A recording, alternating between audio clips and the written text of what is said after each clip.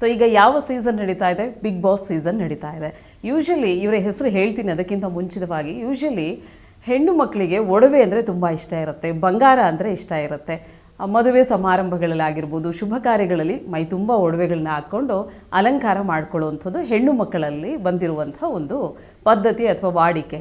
ಆದರೆ ಇವರು ಹೆಣ್ಣು ಆಗದೇ ಇದ್ರೂ ಕೂಡ ಬಂಗಾರದ ಮೇಲೆ ವ್ಯಾಮೋಹ ಯಾಕೆ, ಬಂಗಾರವನ್ನು ಯಾಕೆ ಹಾಕ್ಕೊಳ್ತಾರೆ ಅನ್ನೋವಂಥ ಕುತೂಹಲ ನನಗಂತೂ ಇದೆ, ಆ ಕುತೂಹಲ ನಿಮಗೂ ಕೂಡ ಇದೆ.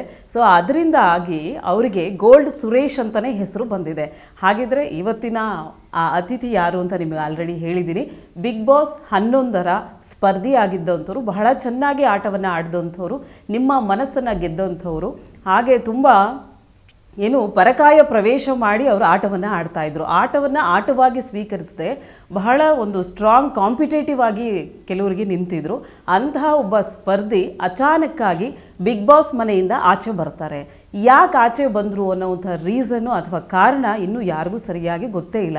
ಯಾಕೆ ಬಂದರು ಅನ್ನೋವಂಥದ್ದು ಕಿಚ್ಚ ಸುದೀಪ್ ಒಂದ್ಸಲಿ ಬಂದು ಅವ್ರಿಗೆ ಹೇಳ್ತಾರೆ.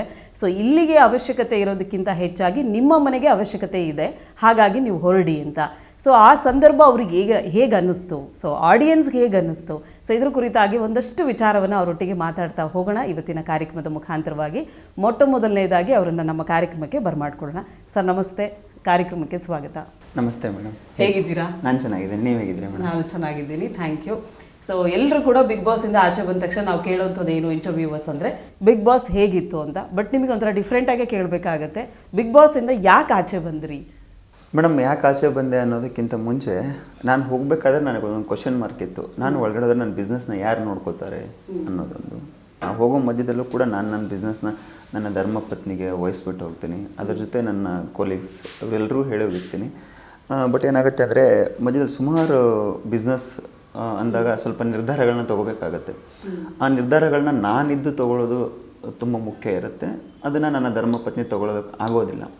ಆ ಕ್ಷಣದಲ್ಲಿ ನನಗೆ ನಾನೇ ತೊಗೋಬೇಕು ಅಂತ ಇದ್ದಾಗ ಅವ್ರು ಅದನ್ನು ತೊಗೊಂಡು ಎಲ್ಲಿ ತಪ್ಪಾಗ್ಬಿಡ್ತದೆ ಅನ್ನೋದ್ರಲ್ಲಿ ಆ ಗೊಂದಲದಲ್ಲಿದ್ದಾಗ ನನ್ನನ್ನು ಕರೆಸ್ಕೊತಾರೆ ಹೊರಗಡೆ. ಆ ಒಂದು ಉದ್ದೇಶಕ್ಕೋಸ್ಕರ ನಾನು ಬಿಗ್ ಬಾಸ್ ಮನೆಯಿಂದ ಹೊರಗಡೆ ಬಂದಿದ್ದೀನಿ. ಆಮೇಲೆ ನಂದು ಇನ್ನೊಂದು ಪ್ರಶ್ನೆ ಏನು ಅಂದರೆ, ಬಿಗ್ ಬಾಸ್ಗೆ ನೀವು ಯಾಕೆ ಹೋದ್ರಿ, ಯಾಕೆ ಹೋಗಬೇಕು ಅಂತ ಅನ್ನಿಸ್ತು? ಮೇಡಮ್, ಯಾಕೆ ಹೋಗಬೇಕು ಅನ್ನೋದಕ್ಕಿಂತ ನನಗೆ ಒಂಥರ ಕಾಲ್ ಬರುತ್ತೆ ಮೊದಲಿಗೆ ಬಿಗ್ ಬಾಸಿಂದ ಬರಬೇಕು ಅಂತ ಹೇಳಿದಾಗ. ನನಗೊಂದು ಕ್ವಶನ್ ಮಾರ್ಕು, ನನಗೆ ಏನಪ್ಪ ಬಿಗ್ ಬಾಸ್ಗೆ ಹೋಗಬೇಕು, ಯಾಕೆ ಏನು ಅಂತಂದಾಗ ಅವ್ರು ನಾನು ಇಡೀ ಪ್ರೊಫೈಲ್ನ ರಿಸರ್ಚ್ ಮಾಡಿರ್ತಾರೆ, ನನ್ನ ಬಗ್ಗೆ ವಿಷಯಗಳನ್ನ ಕಲೆಕ್ಟ್ ಮಾಡಿರ್ತಾರೆ. ಕಲೆಕ್ಟ್ ಮಾಡಿದಾಗ ಅವ್ರು ಹೇಳ್ತಾರೆ, ನಿಮ್ಮದು ಒಳ್ಳೆ ಪ್ರೊಫೈಲ್ ಇದೆ, ನಮಗೇನೋ ಒಂದು ಇಂಟ್ರೆಸ್ಟಿಂಗ್ ಕ್ಯಾರೆಕ್ಟರ್ ಅನ್ನಿಸ್ತಾ ಇದೆ ನಿಮ್ಮಲ್ಲಿ, ನೀವು ಹೋಗಬೇಕು ಅಂತ ಹೇಳಿದಾಗ ನಾನು ಒಪ್ಕೊಂಡು ಖುಷಿಯಾಗಿ ಹೋಗ್ತೀನಿ.